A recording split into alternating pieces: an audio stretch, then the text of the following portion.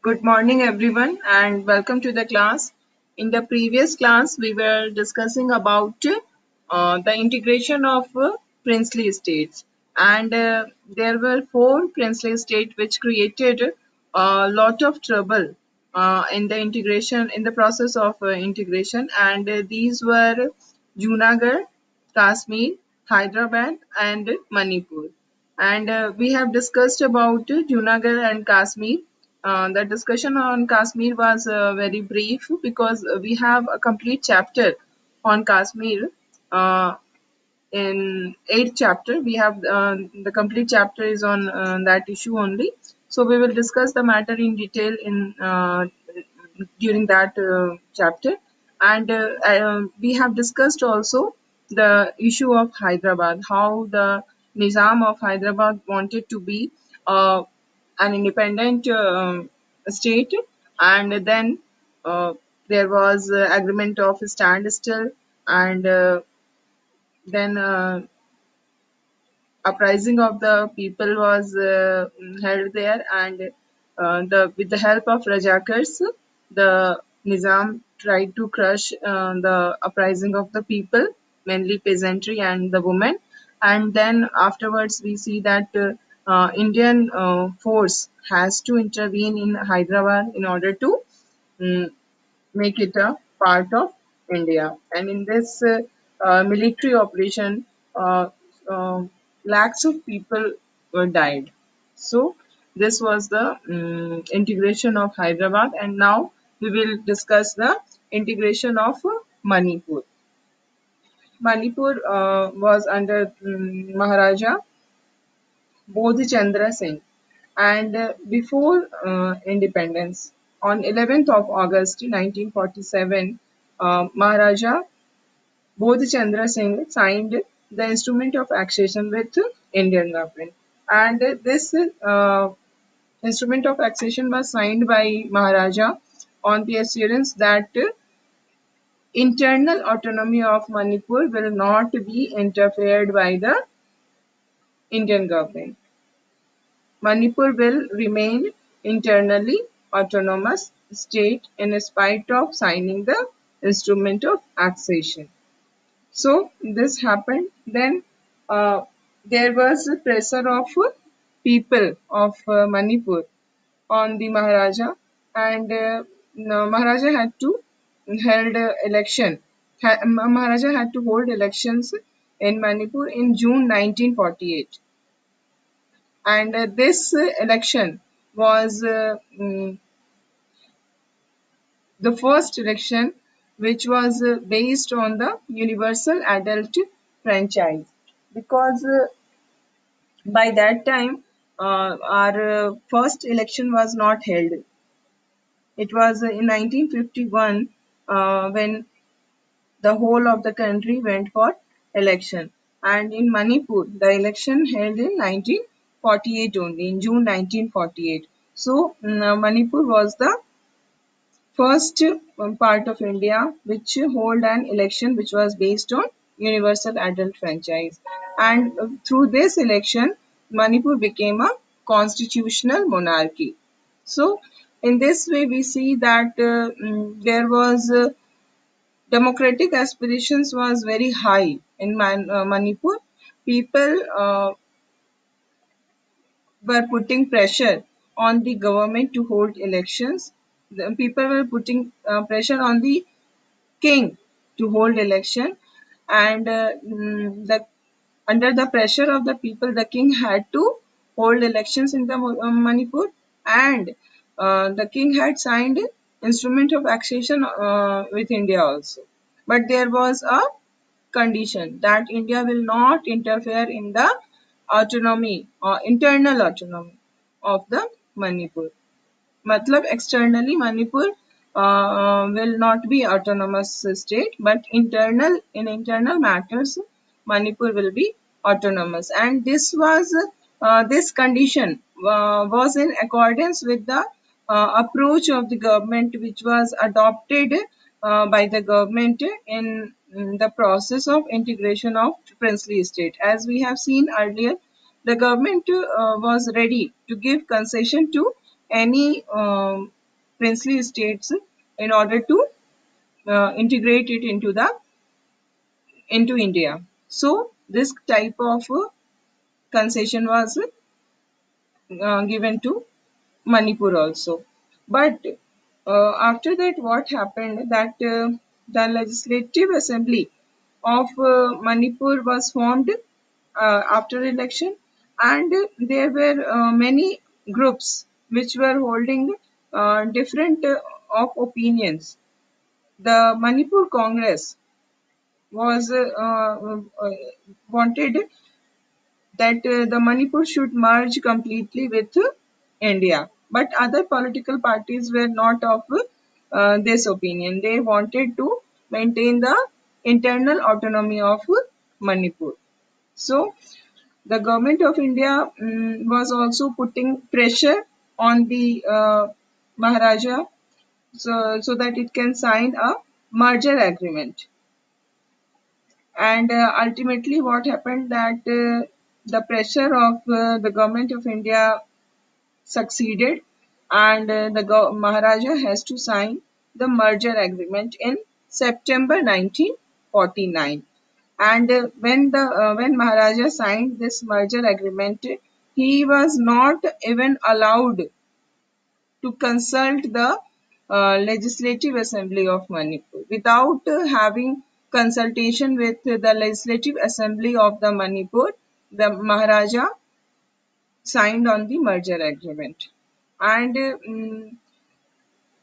many times it is said that it was just like कि उसके सिर पे बंदूक रख के ये साइन कराया गया था, ऐसा भी कहा जाता है. So this kind of the type, the method, the manner which was adopted by the government of India to merge Manipur in India was it caused a lot of anger and resentment in the people of Manipur, and people started a type of not started not supporting the government of India, and in the coming years and still today we are experiencing that dissatisfaction, because still today Manipur there is no peace, complete peace in Manipur.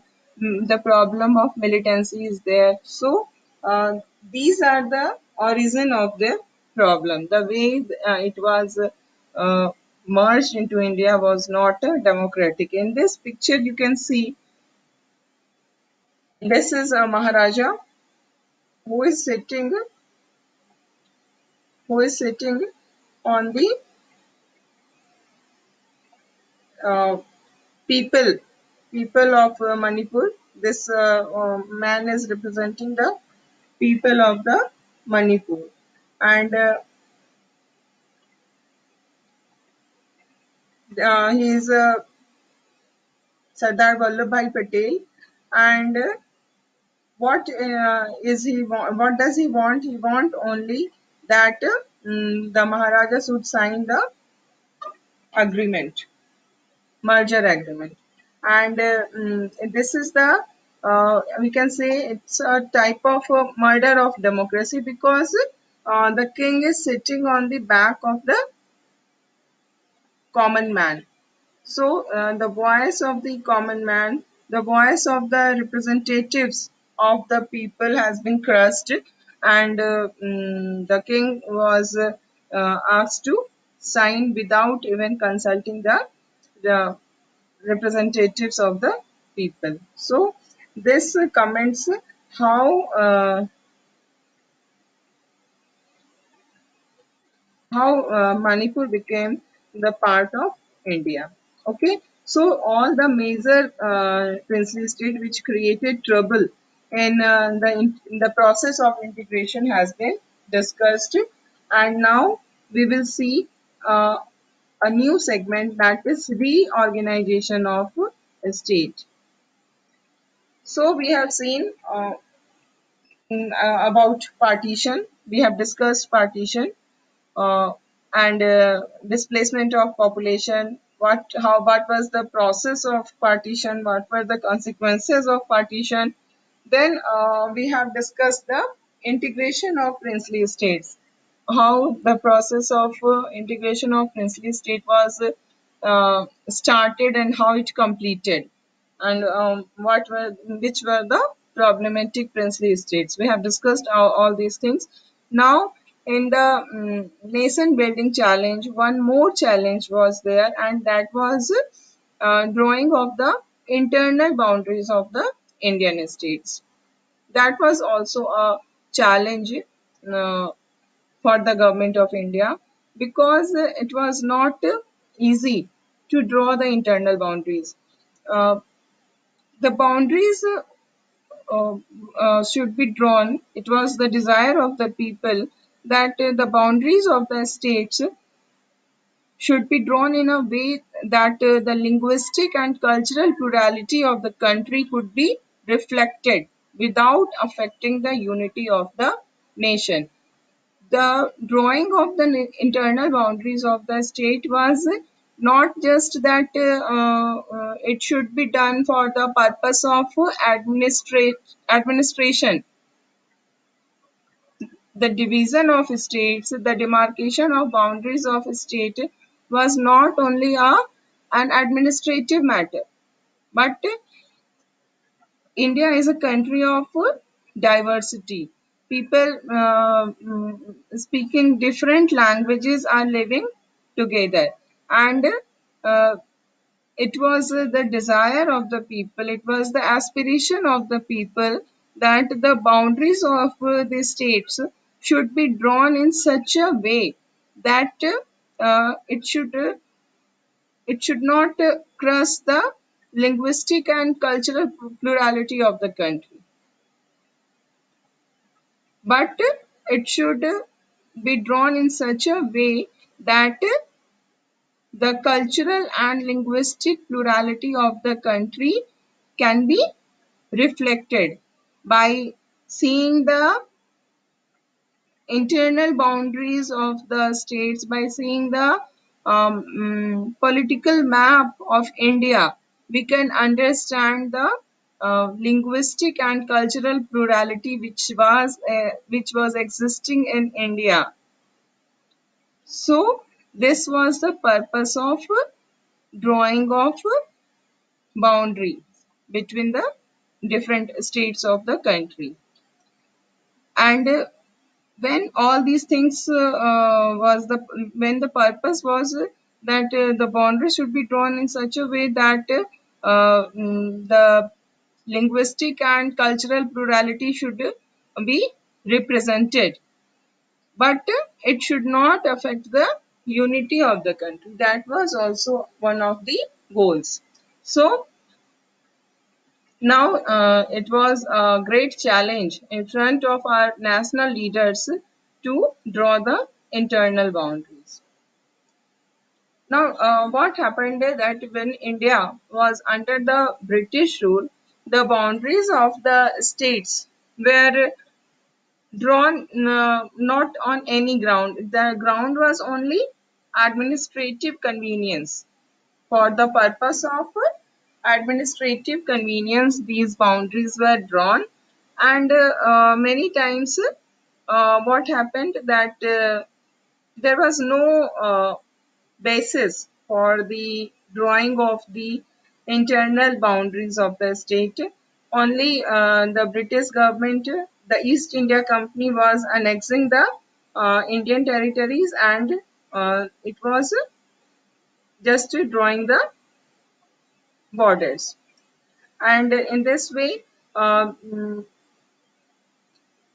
British rule, the various British provinces which were existing at that time were not natural units. They were administrative units, and they were not representing any kind of diversity of India. So, when their people started their movement, people started their struggle against the British government. One of the most important demand of this movement was that when India will become independent, the formation of the states will be done on the basis of linguistic principle. The formation of the states will be done on the basis of language. So it was decided during our national movement that the division which is done by the British government uh, within India, that division was not natural and it is not reflecting any kind of diversity. So it was decided, it was promised by our national leaders that when we will get independence, we will again reorganize our states and it will be based on the language. And in 1920, at the Nagpur session of Congress, in 1920 at the Nagpur session of the Congress, this principle was recognized as the basis of reorganization of Indian National Congress Party also. So it was not decided that only the states will be reorganized on the basis of language, but it was decided that the Indian National Congress Party, the political party under whose leadership the national movement was going on, that political party will also be reorganized. That party will also be reorganized on the basis of this language. Okay, so many provincial congress committees were created by linguistic zone which did not follow the administrative division of British India. British India ने जो administration के हिसाब से जो division किया था British provinces का, उन डिविजन्स को नहीं मानते हुए बहुत सारे ऐसे प्रोविंशियल कांग्रेस कमिटीज थे which created which were created by linguistic zone. जो लिंग्विस्टिक जोन थे, एक पर्टिकुलर लैंग्वेज को बोलने वाला जो जोन था, उस जोन के लिए एक प्रोविंशियल कांग्रेस कमेटी क्रिएट किया गया. अदरवाइज क्या होता है, in all the administrative units there will be one provincial congress committee each for all the provincial British provinces. But because these British provinces were not demarcated on the basis of language, which was the aspiration of the people. So it was decided that after getting independence, we will organize the states on the basis of language. And in the Nagpur session of the Congress, it was also decided that the National Congress Party, Indian National Congress Party, will also be reorganized on the basis of language, and that is the reason that in each linguistic zones one provincial congress committee was created. So it was decided, but what happened that when we got independence, it was not only independence, we were partitioned also. We got independence with partition, and this partition caused a lot of violence. Lot of people were killed during this process of partition, and this partition was also an attack on the integrity of the country. The territory of India was divided on the basis of religion. And we know that India is a country of diversity. So our national leaders were filled with the fear that this kind of the partition which was done on the basis of um, religion can lead to further fragmentation of the country.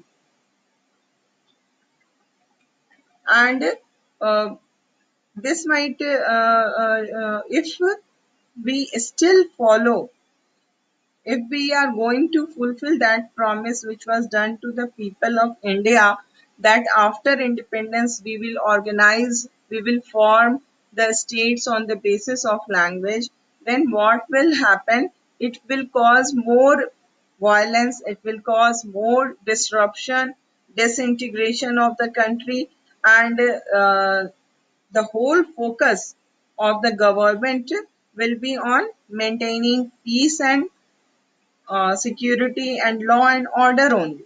And the social and economic changes, social and economic challenges uh, cannot be fulfilled.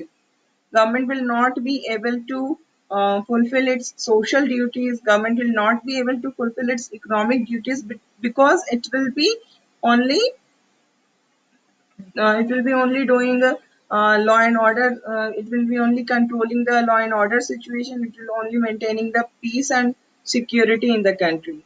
So our central leadership decided to no, we are not going to form the states on the basis of language. So this was there was one more reason, because there was lot of trouble was coming in the integration of princely states in India. That was also not an easy task, we have discussed just now. So our national leaders were not in favor of formation of the states on the basis of language. The language should not be the criteria for the formation of states, because in their opinion it will further disintegrate the people, it will further divide the people. So it was decided, and the formation of the state was not done. But people were not ready to accept this decision of the national leadership. People were completely against this decision because it was their demand, and they were promised by the leaders that after independence, the formation of the state will be done on the basis of language.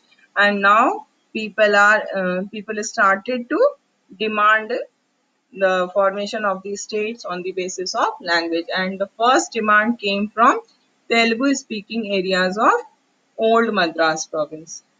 Okay, and this Madras province was very big, and it included present day Tamil Nadu,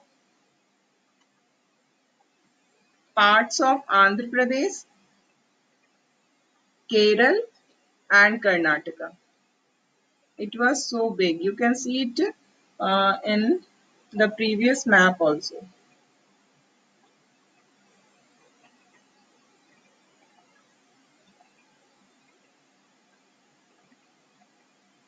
The map which shows the princely states and the British provinces. In this map, you can see this is Madras. So this Madras is including Tamil Nadu, then parts of Kerala, Karnataka, and Andhra.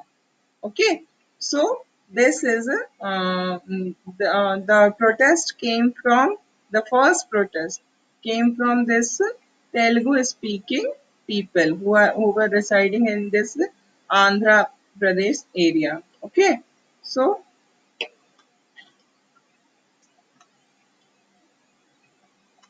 we will see how this movement started. The Vishal Andhra movement. It is called Vishal Andhra movement because the movement was for the creation of separate Andhra Pradesh. And what was the basis of the creation of this state?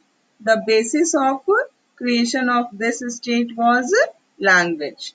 All the people who were Telugu speaking, uh, and the Telugu speaking people who were living in the region, that should become a separate state, and that should be named Andhra.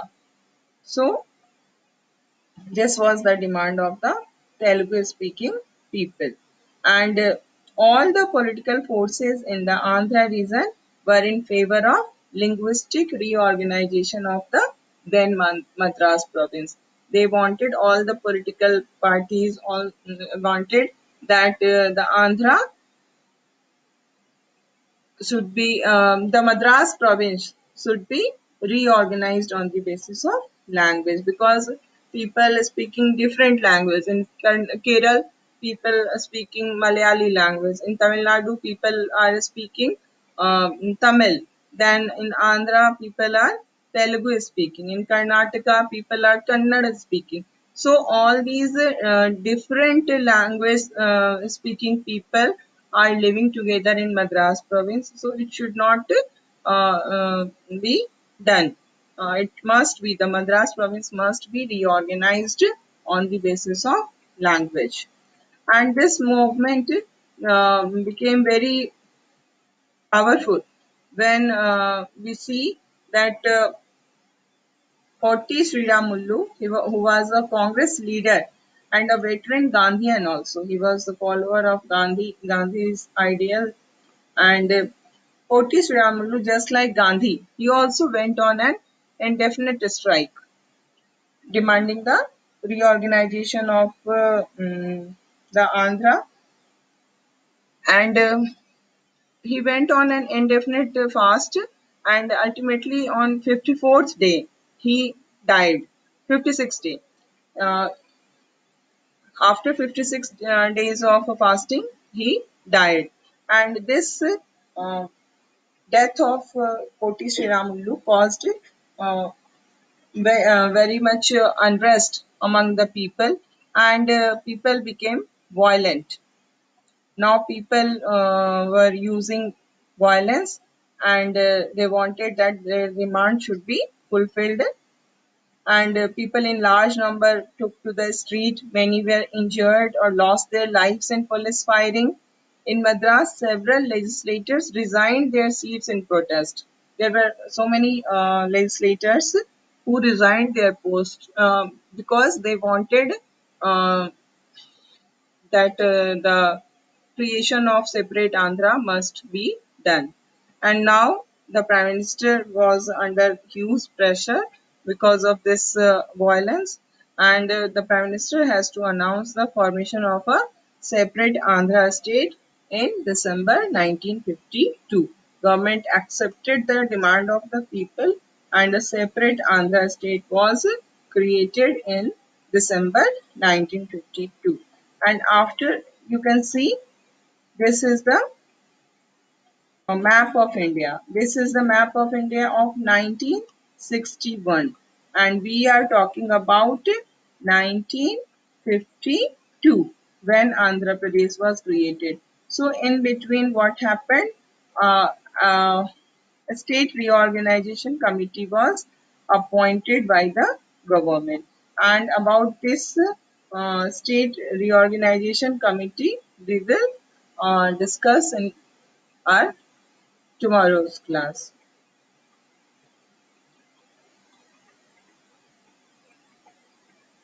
This the formation of Andhra Pradesh. Uh, the formation of Andhra Pradesh was just like a it encouraged other states also, other people who were living in other states also to raise their demand for the formation of linguistic states. And these struggles, there were so many struggles in various parts of the country for the formation of these states on the basis of language. And these struggles forced the central government for the appointment of a states reorganization commission in 1953. After the creation of the Andhra Pradesh in 1952 December, people of different states uh, started also, they also started raising their demand for the formation of states on the basis of language, and the government has to accept the demand of the people, not that the government simply uh, accepted the formation of the linguistic states, but what it done, it appointed a commission that was named States Reorganization Commission in 1953, which was given the task that should the government redraw the boundaries of the states or not, and this redrawing of the boundaries of the state should be done in the on the basis of language or not. ये पूछा गया, ये काम सौंपा गया states reorganisation commission को, and the commission in its report accepted that there is need to redraw the boundaries of the states, and this redrawing of the boundaries of the state should be done on the basis of different language, and on the basis of its reports, on the basis of its report, the States Reorganization Act was passed in the year 1956, and with this act, according to this act, what happened, that 14 states and 66 union territories were created. 14 states and 6 union territories were created by this act, and this was done by the keeping in mind the linguistic basis. And here one more thing which you must know, that the process of reorganization of states never stops. It's a going on process. Still today we find that the new states are created, new UTs are created, UTs are converted to states, states are getting converted to UTs. So this is a process which is going on forever. So this is all for today's class. Now we will discuss tomorrow.